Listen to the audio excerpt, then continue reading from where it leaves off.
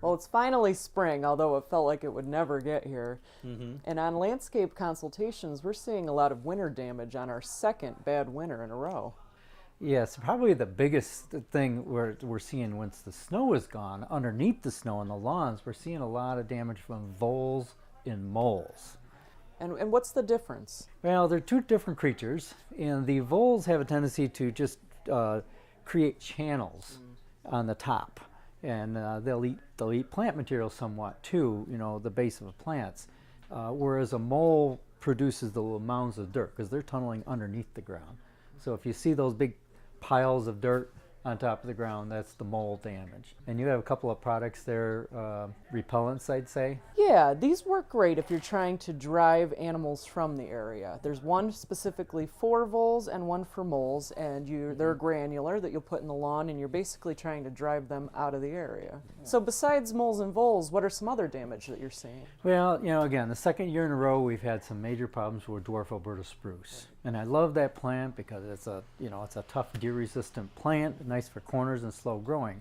But the burning has been particularly bad on the sunny side of the plant. Right, you're seeing where one side is all orange. Yeah. And is that going to affect the plants long term?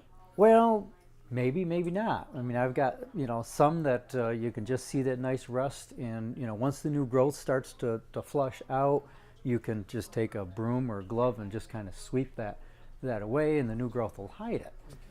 I have seen some that it's the second year in a row and they've gotten burned really bad, and we're probably better off replacing the plants. But the burning on the front is different from the bare and burning on the back, right? Now, some of it's what we call shade-induced burning or bare spots, which is from the fact that the plant likes sun, and if it's tucked up against the house, a lot of times you get the backside will be bare, and that's a totally different animal there. Holly is another one we're seeing some damage, and with the holly, wait for the new growth to start from down in, prune out the dead.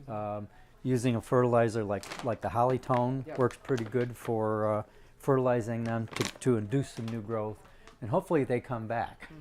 Some of them we saw last winter burned really bad. This winter I'm seeing both good, bad. All right, so if you've got any specific problems with your landscaping shrubs that you've noticed damage from over the winter, give us a call at Hillside. I'm Liz Snyder. And I'm Jim Hotelling, the home gardeners from Hillside Garden and Landscaping.